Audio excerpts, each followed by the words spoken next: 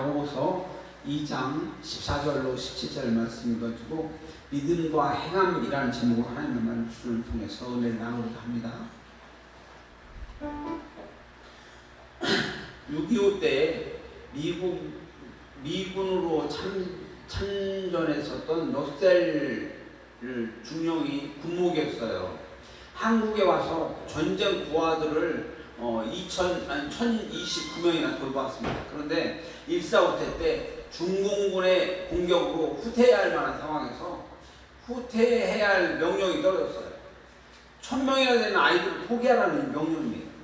그런데 이 중령은 이 명령을 어기고 1000명이나 되는 아이들을 구했었던 이 중령은 상관 명령 불복종으로 처벌될 위기에 놓여 있습니다.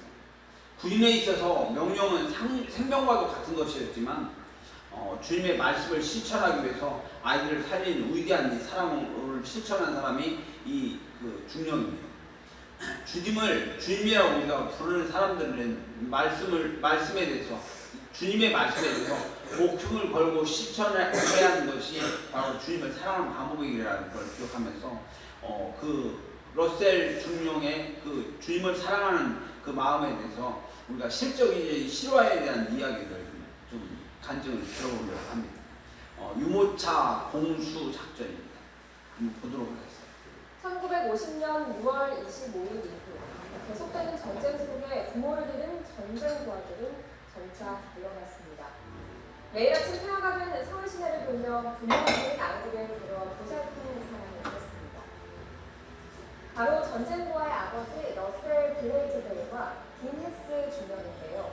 제주도에서 보육원을 운영한 디네스 미군 중령과 러셀 블레이즈벨의 같은 부부이십니다. 서울 시내에 작은 보아원을 차린 블레이즈벨 중령, 매일 아침 서울 시내를 돌며 부하들에게 손을 내밀었습니다.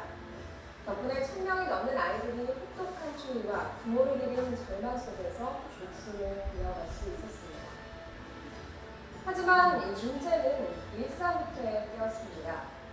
중공군의 기세가 거세지면서 그대로 있으면 보아원에 있는 아이들의 목숨을 장담할 수 없는 상황이 됐습니다. 유엔군이 아이들을 남겨두고 후퇴할 것을 지시했지만 블레이즈벨 중령은 상관의 명령에 불복종합니다. 그리고 아이들을 제주로 탈출시킬 계획을 세웁니다. 가장 큰 문제는 이동수단이었는데요. 아이들을 이송시킬 비행기를 편성해달라. 이렇게 요청했지만 단 한 대의 항공기도 아쉬운 전쟁 상황, 이 관청은 거절당했습니다. 하지만 끝까지 포기하지 않았습니다. 눈물로 호소하는 블레이즈벨 중령의 부탁이 이어지자 마침내 단 하루를 사용하는 조건으로 수송기 16대를 얻어냈습니다. 어렵게 구한 트럭들로 1000여 명의 아이들을 김포 비행장까지 데려오는데 성공했습니다. 그리고 정신없이 아이들을 안고 당시 그들의 품 안에 있었던 전쟁 부하들은 기쁨이 얼마나 따뜻했을까요? 블레이즈벨 중령은 상관 명령 불복종으로 간첩유사까지 받게 됩니다. 이때 이 중령이 이렇게 말합니다. 당연히 해야 할 일을 했다. 그 뒤에는 디네스 중령이 제주도에서 10개월간 보육원을 운영하며 전쟁 부하들을 돌봤습니다. 블레이즈벨 중령은 2007년, 히스 중령은 2015년에 세상을 떠났는데요. 2012년 블레이즈벨 중령의 아들과 1000여 명의 부하 중 한 명이었던 박태호 씨가 만났습니다. 블레이즈벨 중령이 아니었다면 자신이 어떻게 살았겠냐는 박태호 씨와 아버지가 구한 사람이라면 형제가 다름없다며 얼싸하는 두 사람의 모습인데요. 공통하죠. 명령의 불복종을 가면서까지 아이들을 구한 러셀 블레이즈벨 중령, 그리고 제주에서 그 어려운 시절 아이들을 돌봐준 디네스 중령. 인간애가 없었다면 가능하지 않았을 일이겠죠. 이제는 고인에 된 두 분에게 감사한 마음, 당시 그들의 품에 안겨있던 전쟁 부하들만의 마음은 나눌 겁니다.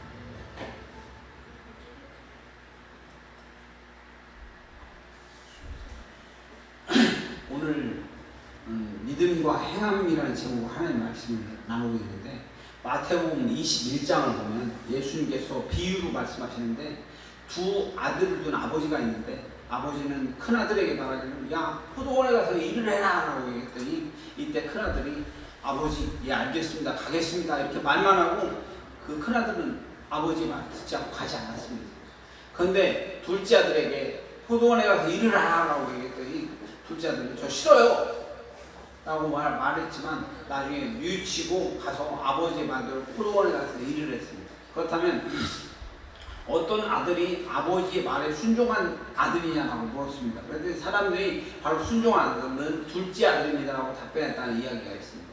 주님께서 말씀하신 요지는 하나님 말씀에 대해서 말로만 아멘 하지 말고 그 말씀을 실천하는 행하는 사람이 진정으로 아버지를 기쁘게 순종하는 아들이라고 말씀하고 있는 것입니다. 오늘날 우리는 수없이 많은 예배를 드리고 수없이 많은 말씀을 듣습니다. 그런데 이 말씀에 대해서 입으로는 아멘이라고 하지만 행하지 않는 사람들, 그 말씀을 듣고 그거보다는 말씀을 듣고 행하는 것이 너무나도 중요하다는 이 말씀을 깨닫는 은혜가 간절히 바랍니다. 예수님께서는 나더러 주여 주여 하는 자마다 천국에 들어가는 것이 아니라 아버지 뜻대로 행하는 자가 들어가리라고 예수님께서 말씀하고 계십니다. 그런데 여기서 주여 주여라는 말은 주님을 주여라고 부르는 사람들 말입니다. 주여라는 말은 헬라어로 퀴리오스라는 말, 즉 주인님이라는 뜻이에요. 바로 주인님이 나의 주인이라는 뜻이에요. 즉 주인님이라는 말에 순종하는 사람들은 주인님이라고 부를 수 있는 자격이 주어지는 것입니다. 그래서 우리는 주님이라고 부르면서도 주님께서 시키시는 일들을 하지 않는 것은 안 된다는 것을 깨닫는 은혜가 간절히 바랍니다. 오늘 본문을 보면 14절을 보면 내 형제들아 만일 사람이 믿음이 있노라 하고 행함이 없으면 무슨 유익이 있으요? 이 믿음이 너희 자기를 구원하겠느냐라고 말씀하고 있습니다. 여기서 믿음이라는 단어를 다시 한번 확인해보면 바로 피스티스라는 말입니다. 그리스도를 신뢰하는 것, 이게 피스티스입니다. 그런데 그리스도를 신뢰하는 믿음이 있는 사람이 행함이 없으면 무슨 유익이 있겠느냐라고 말씀하고 있습니다. 행함이 없는 믿음은 자기를 구원할 수 없다고 말씀하고 있습니다. 또 17절을 보니까 이와 같이 행함이 없는 믿음은 그 자체가 죽은 것이라고까지 말씀하고 있습니다. 그러므로 여기 죽은 것이라는 단어는 원어로 네크로스라는 말인데 이 네크로스라는 말은 뭐냐면 살아있지만 죽은 것과 같은 말이라는 것입니다. 세상에 믿지 않는 구원받지 못한 사람들의 상태가 바로 네크로스입니다. 그런데 예수님을 신뢰하는 피스투스라는 이 믿음이 있다고 하면서도 주님이 하시는 일을 행하지 않는 것, 이것은 바로 네크로스, 즉 불신자와 같은 상태라고 오늘 말하고 있는 것입니다. 그러므로 우리는 주님께서 하신 말씀에 대해서 내가 아멘, 내가 순종하겠습니다, 말씀대로 따르겠습니다, 이것이 우리 고백되기를 주님을 축원합니다. 요한복음 9장 1절로 7절 보니까 예수님께서 길을 가시면서 태어나면서 매인 선천적 시각장애인을 받았습니다. 제가 듣습니다. 이 사람이 선천적으로 매인으로 태어난 것이 누구의 죄 때문입니까? 부모의 죄 때문입니까? 아니면 자기 자신의 죄 때문입니까? 이때 예수님 말씀하시니 이 사람의 장애는 이 사람의 죄도 이 부모의 죄도 아니다라고 말씀하시면서, 그런데 지금 하나님의 일을 나타내고자 하시기 위해서 나타날 것이라고 말씀하시면서 땅에다가 침을 뱉어서 진흙을 이겨서 그 소경에다 발라주십니다. 그리고 그 소경의 눈에다 발라주고 나서 실로암 못에 가서 눈을 씻으라고 말씀하십니다. 그랬더니 소경이 가서 실로암 연못에 가서 씻고 나서 눈이 떠지는 기적을 체험했다는 것을 기억하면서 오늘 이 소경은 지금까지 예수님을 처음 만났어요. 그동안 사람들은 많이 고쳐졌다는 소문을 들었지만 이 소경이 오늘 예수님을 만난 겁니다. 얼마나 반가웠겠어요. 이제 나도 눈을 뜰 수 있을 것이다 라는 희망이 있을 것입니다. 아마도 예수님을 신뢰하는 피스투스라는 믿음이 생긴 것입니다. 그런데 중요한 것은 예수님은 실로암 못에 가서 눈을 씻으라라고 말씀하셨는데 바로 그 자리에 고쳐진 것이 아니라 실로암 못까지 가서 씻으라고 말씀하시거든요. 만일 이 소경이 실로암 못까지 가서 말씀대로 씻는 행동을 하지 않았다면 절대로 고쳐진 치유받는 역사가 일어나지 않았을 것이라는 걸 자명한 일입니다.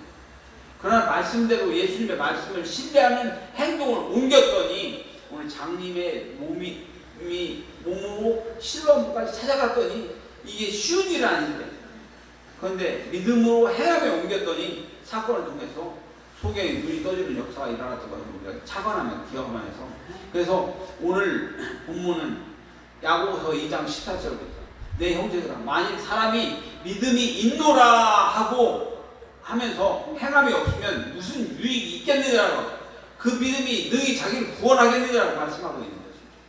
믿음이 있다고 하면서도 말씀대로 행하지 않는 것은 아무 유익이 없고 자기를 구원할 수 없다라고 오늘 말씀하고 있는 것입니다.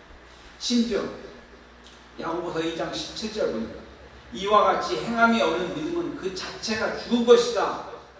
그리스도를 신뢰하는 믿음이 있다고 하면서도 그 말씀을 행하지 않는 것은 죽은 믿음이다라고까지 말씀하고 있는 것입니다. 오늘 여기서 중요한 사실이 있습니다. 로마서의 핵심 사상을 사자성어로 얘기하면 바로 이신득입니다. 믿음으로 의를 얻었다라는 말씀. 우리는 오직 믿음으로서 구원을 얻는다고 배웠는데, 구원을 얻기 위해서 믿음 외에도 행함이 필요한 게 아니냐고 우리가 오해할 수가 있습니다. 그런데 분명한 것은 사람이 구원을 얻을 만한 수 있는 길은 오직 믿음뿐입니다. 이거 확실합니다.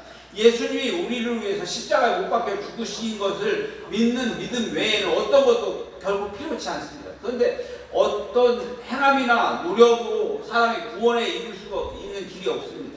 오직 예수님의 피공로를 믿는 믿음 때문에 구원에 이르게 된다는 깨닫는 은혜가 간절히 바랍니다. 그런데 행함이 없는 믿음이 죽은 믿음이라 그렇기 때문에 행함이 있어야 한다는 말이 모순이 아니고 오해가 될 수 있습니다. 사람의 행위로는 결국 구원을 이룰 수 없음이 틀림없습니다. 그런데 구원받는 자에 대해서 말씀대로 행하는 것은 믿음, 즉 이신층이만큼이나 중요하다는 것을 결코 놓쳐서는 안 되는 걸 깨닫기 바랍니다. 왜냐하면 우리를 구원한 예수님을 믿는 믿음이 있다면, 예수님을 사랑한다면 이제 예수님이 사랑의 증거가 행함으로 나타나야 한다는 걸 깨닫기를 간절히 바랍니다. 이미 우리가 구원을 얻는 사람은 믿음이 중요하다, 믿음이 중요하냐, 행함이 중요하다, 이 모순이 충돌로 일어나지 않는 것입니다. 주님을 사랑한다면 이제 말씀대로 행하는 것이 생명과 같다는 걸 깨닫기를 간절히 바랍니다. 사랑이 증거로 나타납니다. 유대인의 지혜서인 그 탈무드에 대한 이야기를 보면요, 적이 군대가 한 마을 포위에 있어요. 적군의 장수는 마을 사람들에게 다음과 같이 외칩니다. 남자들은 모두 우리의 포로가 될 것이다. 노예로 끌려갈 것이다. 그러나 여자들은 내가 다 풀어주겠다. 여자들은 즉시 이 마을을 떠났는데 각자 자기의 소중한 보물을 하나씩 가지고 가도록 내가 허락하겠다. 여자들은 각자마다 자기가 소중히 여겼던 물건을 하나씩 가지고 나왔습니다. 어떤 여자는 금반지를 들고 가겠다. 어떤 여자는 은수저를 챙겨서 가는 사람도 있습니다. 그런데 한 여인은 몸집이 작으면서 엄청나게 큰 보따리를 메고 힘겹게 걸어가고 있는 모습을 보여요. 검문하던 적군이요, 이 여자를 세워서 보따리를 풀어보라고 했어요. 그랬더니 뜻밖에도 그 여자의 그 짐 속에는 바로 한 남자가 들어있는 거죠. 적군은 지금 막 눈이 휘둥거리면서 물었습니다. 이게 도대체 누구야? 여자는 솔직히 답변합니다. 바로 제 남편입니다. 적군은 눈살을 찌푸리면서 말합니다.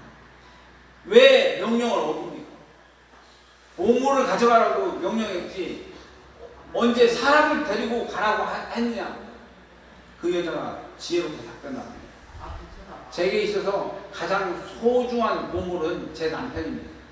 적군의 장수는 여인의 이 지혜와 마음에 감동을 해서 남편을 데려가는 허락해줬다는 얘기가 있습니다. 여인은 진실로 남편의 목숨을 구하겠다는 걸 기억하면서 우리가 정말 사랑한다면 더 중요한 것은 바로 사랑이라는 걸 깨닫는 은혜가 있길 간절히 바랍니다. 오늘 우리가 주님을 사랑한다면, 주님을 사랑한다는 것이 증거로 나타나는 것입니다. 그것이 바로 주님의 말씀대로 하는 것입니다. 오늘 본문에 말하는 이 행함은 바로 그것입니다. 우리를 위해서 자기의 몸을 십자가에 초계같이 버렸던 예수님의 사랑을 깨닫는 은혜가 있기를 바랍니다. 예수님이 나를 사랑한다는 것을 알게 된다면 예수님과 사랑에 빠진 사람들은 바로 구원을 얻을 수 있는 것입니다. 구원 얻은 사람들이 이제 행함이라는 것이 주님과의 사랑 때문에 주님의 말씀을 기쁨으로 따르고 행하는 것이 우리에게 필요하다는 걸 깨닫기를 간절히 바랍니다. 그래서 오늘 본문은 다시 한번 해석하자면 야고보서 2장 14절에 내 형제들아 만일 사람이 믿음이 있노라 하고 행함이 없으면 무슨 유익이 있으리요? 그 믿음이 능히 자기를 구원하겠느냐? 라는 말씀을 이렇게 해석하셨습니다. 너희들이 우리를 사랑하시는 그 사랑을 깨달아서 주님과의 사랑에 빠진다면 주님께서 기뻐하시는 일을 행하지 않겠느냐라고 우리에게 말씀하시는 것입니다. 우리가 그래서 주님을 사랑한다면 우리가 주님께서 명령하시는 그 명령에 대해 순종하겠습니다. 결단할 수 있는 은혜가 될 주님을 축원합니다. 오늘 서두에 러셀 중령에 대한 이야기를 나눴어요. 군목으로 6.25에 참전해 있었던 러셀 중령은요, 주님의 사랑을 따라서 전쟁 고아들에게 사랑을 실천했습니다. 그리고 1.4.5태로 의해서 다 후퇴하라는 명령을 따랐는데 오늘 2029명에 된 아이들을 포기하고 후퇴하라는 명령을 어겼어요. 명령을 어긴다는 건 자기가 얼마나 큰 불명예를 안길지도 모릅니다. 그러나 주님의 사랑을 포기할 수 없었습니다. 무사히 아이들을 제주도로 포식시켰다는 이 위대한 사건을 우리가 기억합니다. 믿음이 있다면 주님의 사랑을 안다는 이 증거가 우리의 삶 속에 나타나기를 주님으로 축원합니다. 오늘 우리들의 삶 속에서도 알기는 도지사보다 더하는데 주님의 말씀을 실천하지 않는 것, 이거보다 더 중요한 것은 내가 주님의 말씀을 실천하겠습니다. 주님의 말씀에 내가 명령에 순종하겠습니다. 이것이 우리의 고백되기를 주님을 축원합니다. 오늘 다음으로 예수님을 비유로 말씀하시면서 아버지에게 두 아들이 있는데 큰 아들은 포도원에 가서 제가 일하라고 했더니 말로만 하겠다라고 얘기했지만 아버지의 말씀에 순종하지 않았어요. 그런데 둘째 아들은 싫다고 했지만 뉘우치고 간 이 아들 중에 누가 더 아버지께 기쁨이 되겠느냐고 말씀하고 있는 거 기억하시기 바랍니다. 오늘 요지는 이 아버지를 경외한다는 말씀대로 순종하고 행한다는 것이 아버지를 기쁘게 한다는 것을 깨닫는 은혜가 간절히 바랍니다. 오늘 본문 야고보서 2장 14절 보니까 내 형제들아 만일 사람이 믿음이 있노라 하고 행함이 없으면 무슨 유익이 있으리요? 그 믿음이 능히 자기를 구원하겠느냐라고 말씀하고 있습니다. 믿음이란 피스투스, 그리스도를 신뢰하는 것, 우리를 구원하시는 그리스도를 사랑한다면 이제 그분의 말씀을 실천하고 자신이 타인을 용서하고 사랑할 수 있는 이 사랑이 삶 속에 나타날 수 있는 은혜가 주님을 축원합니다. 우리가 예수님의 놀라운 은혜와 그 구원을 받았다면 이제 아멘을 할 뿐만 아니라 이 믿음이 아니라 예수님의 말씀을 기쁨으로 실천할 수 있는 우리의 삶의 변화가 일어나기를 주님을 축원합니다. 다 같이 기도하겠습니다. 고마우신 아버지 하나님, 은혜와 사랑을 감사를 드립니다. 아버지, 우리 죽을 수밖에 없는 죄인이었는데 예수님이 우리를 위해서 십자가에 피 흘려서 몸 찢고 피 흘려서 우리를 죽으시고 살리시는 그 놀라운 사랑을 통해서 우리를 구원하셨다는 것을 믿고 믿는다면 우리가 그 말씀을 실천하면서 주님께 명하시는 말씀에 대해 순종하겠습니다. 결단하며 저희들 돌아갈 수 있는 저희들을 인도하여 주시옵소서. 말씀을 지켜 행함으로 우리의 삶 속에 삶의 열매가 나타날 수 있도록 우리에게 인도하여 주시옵소서. 모두 감사하며 예수님 이름으로 기도하옵나이다. 아멘.